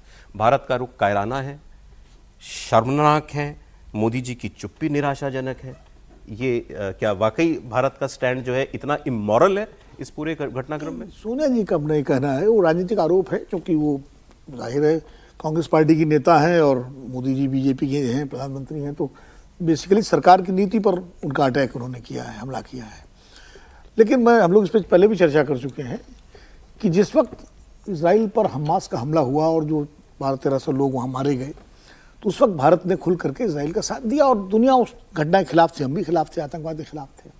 और इजराइल ने एक तरह जब हमला किया गाजा पर और इजराइल की सेनाएं घुसी और लगातार ये जारी, तो शुरुआती दौर में जो इजराइल की समर्थन तो आतंकवाद के खिलाफ हमारा था ही, लेकिन बाद में जिस तरह इजराइल ने वहाँ अस्पतालों पर, स्कूलों पर बम वर्षा की, बच्चे वहाँ मारे गए, तो उसका कड़ा प्रतिरोध भारत की तरफ से नहीं हुआ, ये भी सच है। और यूनाइटेड नेशन में जो कतर का प्रस्ताव था जिसमें वहाँ युद्ध विराम की अपील की जानी थी, भारत ने उस पर एब्सटेन किया था उसको लेकर के। लेकिन कालांतर में अब भारत ने फिर से अपनी जो पुरानी स्टेटेड पॉलिसी थी उसकी तरफ लौटा है। एससीओ के समिट में भारत ने जो निंदा प्रस्ताव आया, इजराइल गाजा पर हमला और ईरान पे हमला, उसका समर्थन किया, उसमें भारत शामिल है। हाल में अभी यूनाइटेड नेशन में जो प्रस्ताव आया 2 स्टेट वाला, उसमें भारत ने समर्थन किया। तो अब भारत फिर अपनी उसी पुरानी स्टेटेड पॉलिसी पर लौटा है, इसमें कोई दो राय नहीं है। तो सोनिया जी ने जो लिखा वो तो उसके राजनीतिक मायने भी हैं, लेकिन कुल मिलाकर के भारत की अब ये जो शब्दावली उन्होंने इस्तेमाल की है वो तो एक विपक्ष के नेता की वाली शब्दावली है।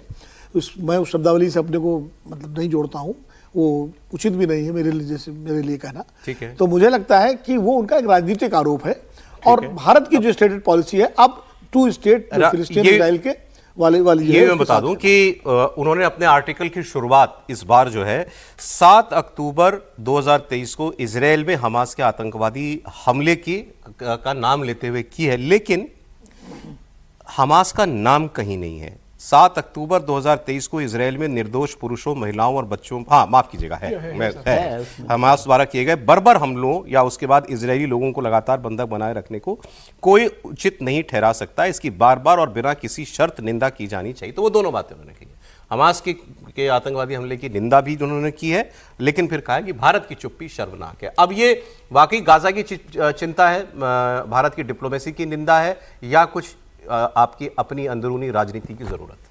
नहीं, मुझे नहीं लगता। गाजा में सोनिया जी को चुनाव लड़ने तो जाना नहीं है। अब वैसे तो वो राज्यसभा से ही आते हैं और मुझे तो बड़ा आश्चर्य हो रहा है कि भारत का कोई नेता भारत सरकार की नीतियों के खिलाफ क्या आज तक के इतिहास में इस तरह से मुखर हुआ है अखबारों में लिख कर।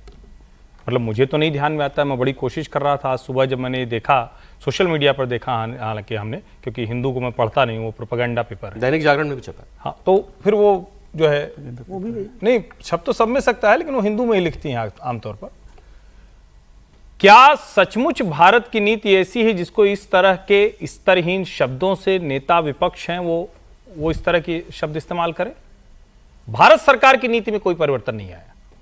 पहले दिन से भारत सरकार की नीति स्पष्ट है। इजराइल को भी हमने मान्यता दी है, फिलिस्तीन को भी मान्यता दी है। दोनों हमारे मित्र देश हैं, दोनों के साथ खड़े रहते हैं।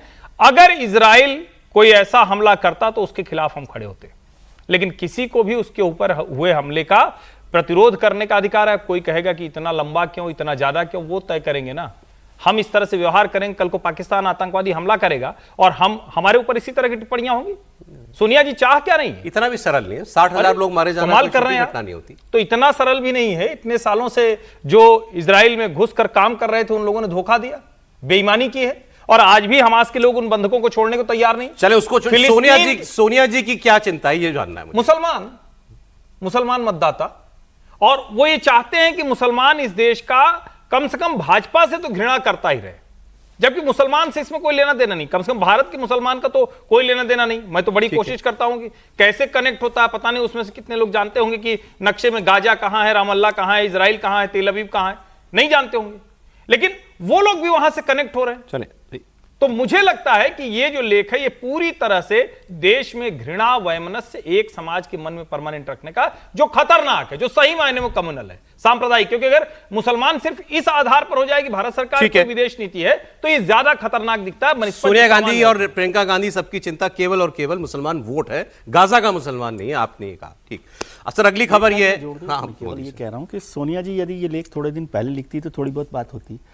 जो सबसे बड़ा फैसला हो सकता था फिलिस्तीन के मामले में, उसको राष्ट्र के तौर पर मान्यता देना, वो बड़ा काम आपने किया है।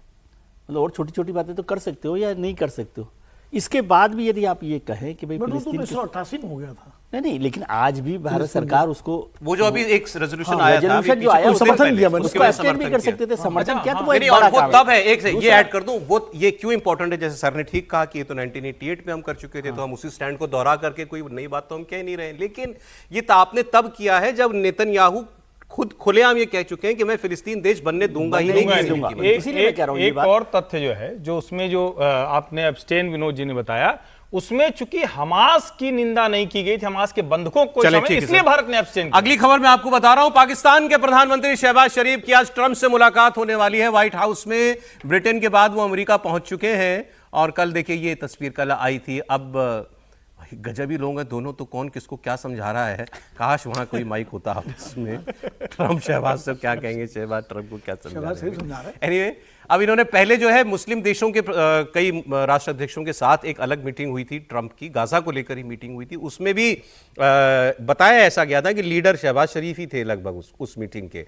और अब ये है कि अब गाजा को लेकर वो मीटिंग हुई थी और अब शहबाज शरीफ की मुलाकात जो है वो होने जा रही है व्हाइट हाउस के अंदर डोनाल्ड ट्रंप के साथ, और ये आज रात 2 बजे भारतीय समय के अनुसार ये मीटिंग होगी। लंच पे है क्या? हाँ सर, रात के 2 बजे वहां क्या बज रहा होगा ये देखना पड़ेगा। दोपहर होगी हाँ, लेकिन हाँ, लो पिछली बार जो अकेले अकेले लंच खाया आया था आसिम मुनीर, हाँ, तो इस बार बताइए वो है कि नहीं साथ? 2 बजे है, आसिम मुनीर भी है। अब आसिम मुनीर शहबाज शरीफ को ले जा रहा है, भाई व्हाइट हाउस का रास्ता तो देख लिया आसिम मुनीर ने, तो हो सकता है आगे आगे वो चले, मैंने लेफ्ट मुड़ना, ये वाला कमरे में इसमें जाना है, यहाँ होगा।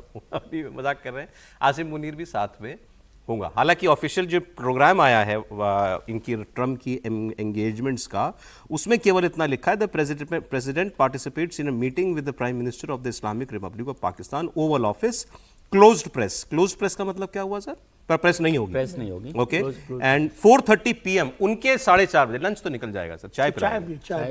अच्छा, मुनीर को लंच खिलाया और ट्रम्प को चाय, लेकिन ये मुलाकात शहबाज को चाय, शहबाज को चाय नहीं, लेकिन ये तो मुझे लग रहा है पैसा वैसा मांग रहे हैं कि वो कह रहे हैं $50 रखो, फिर वो कह रहे $100 रखो। शरीफ साहब से कि आपका नाम शरीफ किसने रखा?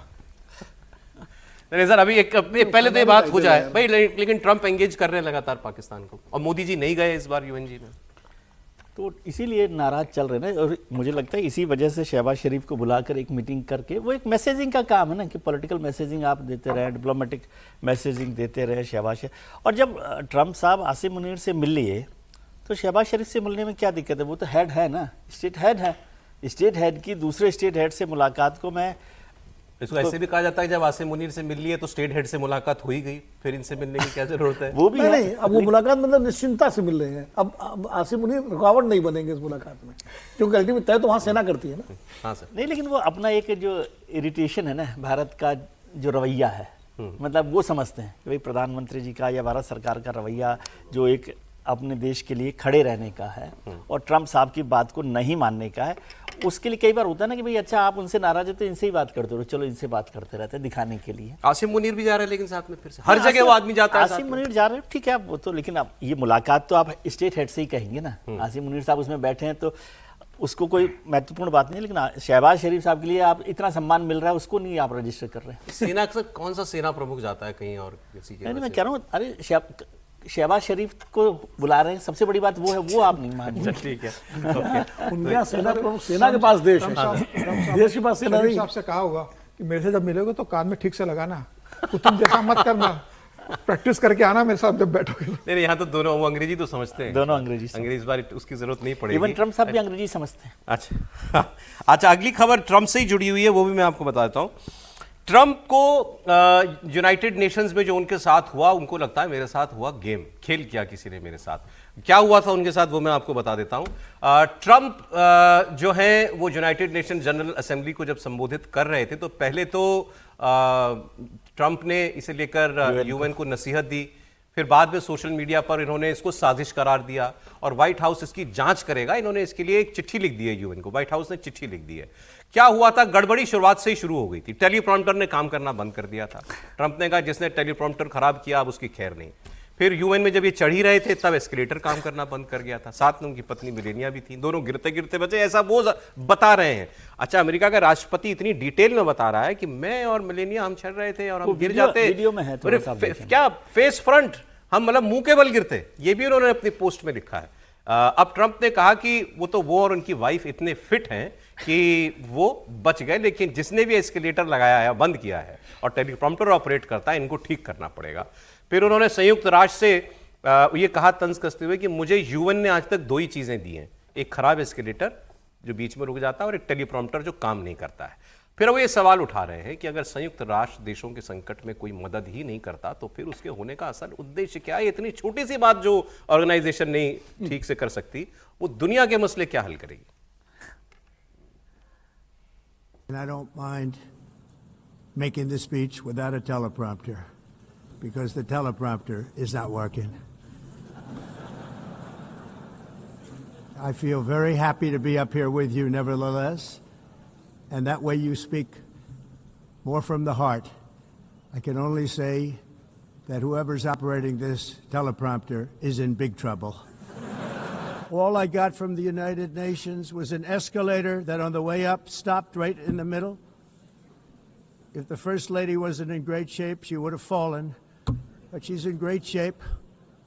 We're both in good shape. We both stood.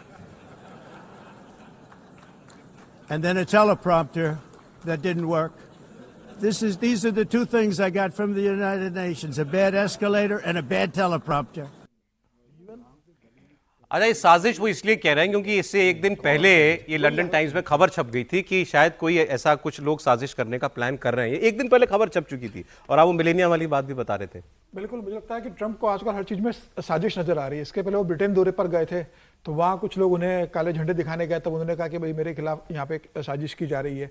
अब 3 घटनाएं घट गई, एस्केलेटर बंद हो गया, टेलीप्रॉम्प्टर ने काम करना बंद कर दिया, और जब भाषण देने के लिए उन्होंने बिना टेलीप्रॉम्प्टर के 57 भाषण दिया तो साउंड सिस्टम बंद हो गया। उनके भाषण के बाद मिलेनिया ने उनसे कहा कि आपने क्या बोला, मुझे एक शब्द सुनाई नहीं आया क्योंकि साउंड सिस्टम बंद था। तो ट्रंप ने कहा जब मिलेनिया नहीं सुन सकती तो दुनिया के में कैसे सुना होगा मेरा भाषण। तो वो इस बात पे बहुत नाराज है कि उनकी बात को दुनिया तक रोकने की एक कोशिश की गई है और उन्होंने कहा कि सीक्रेट सर्विस इसकी जांच करेगी। तो बोले पूरा कंट्रोल मतलब ले लिया गया, सारे वीडियो रिकॉर्डिंग, सारा सिस्टम, और बोले गंभीर मामला है मेरे खिलाफ, इसकी पूरी जांच होगी। तो मुझे लग रहा है कि अब इसकी पूरी जांच होगी तो पता पड़ेगा कि ये तो गंभीर मामला, मतलब एस्केलेटर तो चलो बात, का बंद हो जाना, प्रॉम्प्टर बंद हो जाना, साउंड ना आना। अमेरिका का राष्ट्रपति अमेरिका में भाषण दे रहा है, वो भी ट्रंप साहब का, वो भी अजीब बात है। एक खबर आपको मैं बिहार के चुनाव से जुड़ी हुई बता रहा हूं। बिहार के चुनाव के लिए भारतीय जनता पार्टी ने सीनियर लीडर केंद्रीय मंत्री धर्मेंद्र प्रधान को प्रभारी नियुक्त किया है। सीआर पाटिल बिहार चुनाव के लिए सह प्रभारी नियुक्त किए गए हैं और बिहार चुनाव के लिए केशव प्रसाद मौर्य भी सह प्रभारी होंगे। सीआर पाटिल, केशव प्रसाद मौर्य सह प्रभारी हैं और प्रभारी होंगे धर्मेंद्र प्रधान। ये भी इंटरेस्टिंग डेवलपमेंट, इसकी बात करेंगे। महाराष्ट्र में एक नई कंट्रोवर्सी हो गई। मुस्लिम समुदाय की तरफ से जगह जगह सड़कों पर आई लव मोहम्मद के पोस्टर लगाए गए, तो इसके खिलाफ हिंदू संगठनों ने भी अपना कैंपेन चला दिया है। गरबा पंडालों में आई लव महादेव के पोस्टर लगाए जा रहे हैं। मुस्लिम समाज के लिए जो आई लव मोहम्मद कैंपेन चला, ये उसके विरोध में हो रहा है।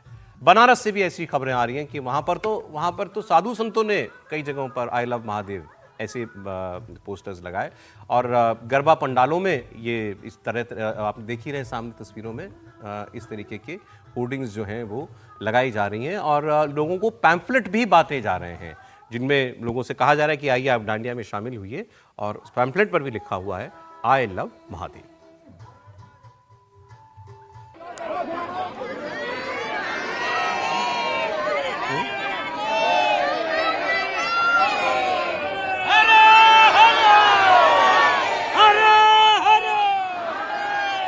आई लव मोहम्मद को लेकर उत्तर प्रदेश से एक कंट्रोवर्सी शुरू हुई और अब ये पूरे देश भर में फैल चुकी है। जगह जगह पर मुस्लिम समुदाय के लोग और संगठन से जुड़े हुए लोग आई लव मोहम्मद के कैंपेन शुरू कर रहे हैं। लेकिन इसी बीच नवरात्रि का त्यौहार आ गया है और ऐसे में बजरंग दल और विश्व हिंदू परिषद, इसके अलावा हिंदू संगठन से जुड़े हुए कई लोग अब एक अलग कैंपेन शुरू कर रहे हैं आई लव महादेव का। इस वक्त हम मुंबई के मलाड इलाके में मौजूद हैं। ये आर्य कॉलोनी का इलाका है और इस वक्त नवरात्रि के 9 दिनों का जो है वो भव्य त्योहार चल रहा है। ऐसे में माता रानी के सामने गरबा खेला जाता है। लेकिन इस दरमियान अब देखने को मिल रहा है कि कई जगहों पर विश्व हिंदू परिषद और बजरंग दल की तरफ से पोस्टर बैनर लगाए जा रहे हैं। वहीं अगर आप देखें तो इस वक्त जहां हम मौजूद हैं, आप देखिए कि यहाँ पर कई बच्चे हैं, कई बुजुर्ग हैं, कई लोग हैं। इन सभी के हाथ में आपको नजर आएगा कि आई लव महादेव का एक जो पैम्पलेट है वो यहाँ पर बांटा गया है। जगह जगह पर वो पैम्पलेट भी लगाए गए हैं और इसी संदर्भ में लगाए गए हैं कि जिस तरह से देश में आई लव मोहम्मद का कैंपेन चल रहा है, उसी प्रकार आई लव महादेव का कैंपेन भी शुरू किया गया है। आप देखिए कि जिस तरह से यहाँ गरबा भी खेला जाएगा, वो भी आपको जितनी भी महिलाएं हैं वो यहाँ लाइन से आपको नजर आएंगी कि यहाँ पर किस। अब आई लव मोहम्मद के जवाब में आई लव महादेव। अच्छा, ये कंट्रोवर्सी कैसे शुरू हुई, अब थोड़ी उसको और क्लैरिटी मिल रही है, क्योंकि कल तक ये था कि इतनी बात सामने पता चल रही थी कि भाई कानपुर से शुरू हुआ था मामला, वहाँ पर किसी जुलूस में, 12 वफात के जुलूस में किसी ने आई लव मोहम्मद का वो लिया हुआ था, पोस्टर लिया हुआ था, और उसके बाद फिर जो है वो हटा, जब पुलिस वालों ने उस पर एतराज़ किया तो फिर पुलिस ने उन्हीं के ऊपर सांप्रदायिक सद्भावना बिगड़े ऐसी धाराएं लगा दी। अब थोड़ा और पता चला है कि हुआ क्या। कानपुर में 12 वफात के जुलूस के अंदर एक जगह पर वो पोस्टर लगा था। पुलिस ने जाकर वहां ये कहा कि ये एक नई परंपरा शुरू हो जाएगी, ऐसा हम नहीं चाहते, तो आप इसको हटा दीजिए। पुलिस ने वो पोस्टर हटा दिया वहां से। उसके बाद वो जो भीड़ थी वो आगे चली, भीड़ को गुस्सा आया ऑब्वियसली, भीड़ उसके बाद आगे चली और वहां पर जो दूसरे समुदायों की धार्मिक कुछ पोस्टर वगैरह लगे हुए थे उनको फाड़ना शुरू किया। वहां से पुलिस ने एक्शन लिया। पुलिस ने उनके ऊपर एफआईआर इसलिए नहीं दर्ज की थी कि आप आई लव मोहम्मद का पोस्टर लेके आए, सिर्फ इतना कहा था कि ये नया ट्रेडिशन है, हम इसको मत, ये काम मत कीजिए।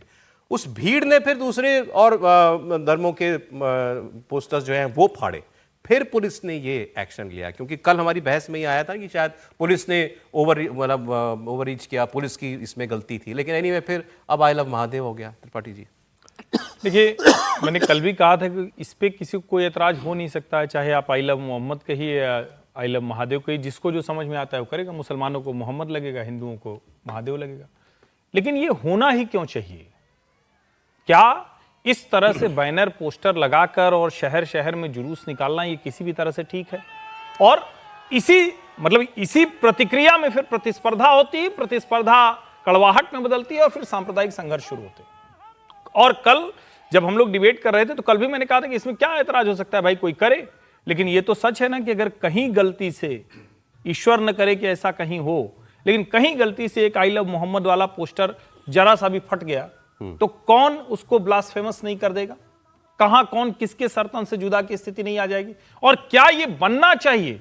मुझे तो लगता है जब आप कहते हैं कि हम मूर्ति पूजा, चित्र, इन सारी चीजों में यकीन नहीं रखते हैं तो आपको इस तरह की चीजों से बचना चाहिए। आपको मस्जिद में जाकर नमाज पढ़नी, इस तरह के बैनर, इस तरह से पोस्टर, वो आपका जो रिलीजन है, जो मजहब है, वही अलाउ नहीं। कल से पुलिस सोर्सेज ने भी ये बात कही है कि एक और वजह ये है कि ये आई लव मोहम्मद की पोस्टर्स को हम अगर नहीं चाहते भाई, जैसे उदाहरण के लिए मान लीजिए इसको कोई कुछ फट गया, कुछ भी हो गया, अगर किसी को इसमें बेहुरमती लगी तो फिर सोचिए क्या होगा।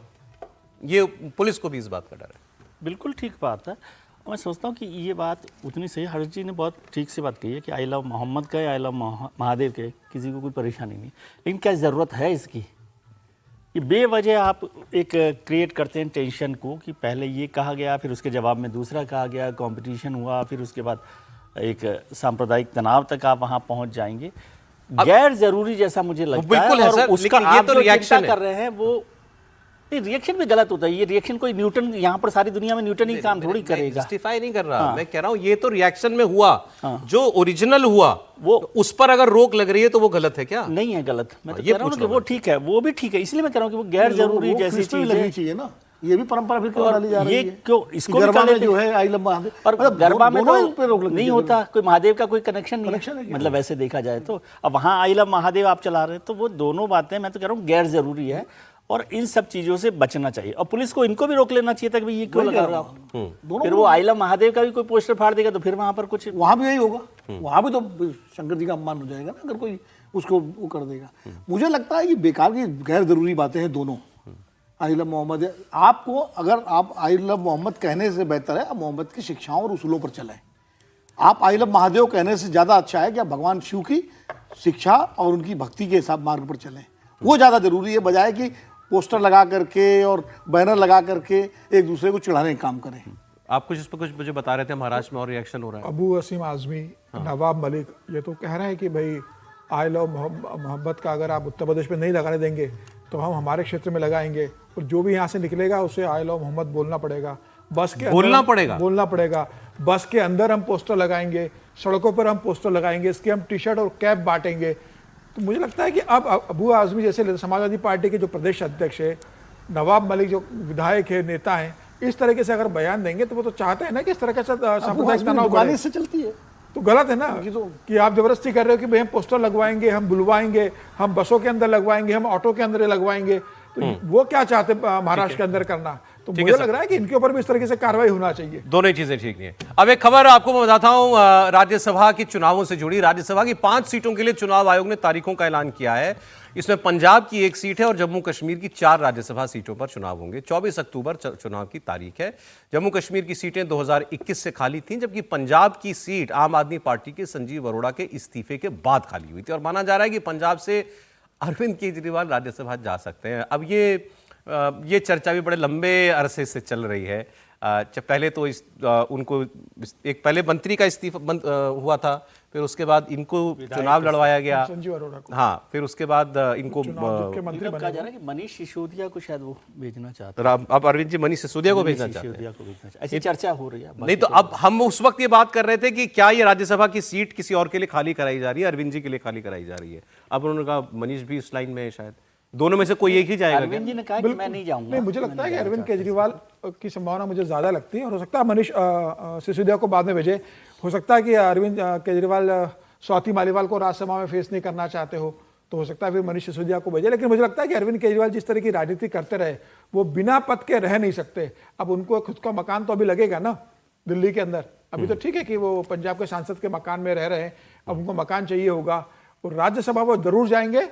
हो सकता है वो जाए या उनकी फिर पत्नी जाए या फिर मनीष सिसोदिया जाएगा उनका कोई करीबी। और मुझे पूरी संभावना है कि अरविंद केजरीवाल राज्यसभा जाएंगे। आप कह रहे थे कि नहीं जाना चाहते हो। हाँ, मुझे जो जानकारी पार्टी की तरफ से, मतलब जो भी लोग कहते हैं, वो कोई उनकी बात को कोई टेस्ट तो किया नहीं जा सकता। उनका कहना है कि भाई अरविंद केजरीवाल जी ने कहा है कि वो नहीं जाना चाहते और मनीष सिसोदिया जी के नाम पर चर्चा हो रही है। अच्छा। ये एक फैक्ट वाली बात मैं बता रहा हूँ, बाकी क्या होगा क्या नहीं। बयान यही आएगा कि पार्टी में नहीं जाना चाहता था लेकिन पार्टी के भारी दबाव में मुझे जाना पड़ा है और मैं राज्यसभा जा रहा हूँ। त्रिपाठी जी कुछ इस पर? नहीं, मैं तो खोज रहा था एग्जैक्ट वर्डिंग कि अरविंद जी के लिए कुछ टाई पेड बंगला मांगने के लिए हाई कोर्ट तक चले गए। मतलब उनकी स्थिति ये है कि बंगले में ही उनका जीवन कट रहा है। नहीं, मैंने जो पढ़ा था बंगला उनको, वो एंटाइटल्ड है बंगले के लिए, बंगला दिया नहीं जा रहा है। कोर्ट ने ये भी कहा था क्यों देर हो रही है इनको बंगला देने। अरे भाई, तो आप सोचिए ना कि जो आदमी बंगले के लिए इतना परेशान है, बावला हुआ घूम रहा है, वो कह रहे मेरे पास घर नहीं है तो बंगला तो चाहिए ना रहने के लिए। अरे क्यों चाहिए? नहीं, जब एंटाइटल्ड है तो फिर क्या है? अरे सर, दिल्ली में किस पूर्व मुख्यमंत्री को बंगला मिलता है, जरा बताइए ना। आप तो मतलब किसी का एंटाइटल्ड है ना, वो ये एंटाइटल मैंने ये पढ़ा कि उनको बंगला एंटाइटल्ड है। यही तो, और अभी तो नहीं हो रही, अभी तो धनखड़ साहब की भी नहीं हुई। सर, एंटाइटल तो राज्यसभा सीट के लिए हुई है ना, कहाँ एंटाइटल नहीं। आप समझिए, ठीक है वो न जाए, बहुत दबाव पड़ रहा है उनके ऊपर, बार बार आरोप लग रहा है कि सर बहुत क्विक। अब आप ज्यादती कर रहे हैं अरविंद केजरीवाल। अगर इंटाइटलमेंट है, अपने अधिकार के लिए अदालत जा रहे हैं तो उसमें गलत क्या है?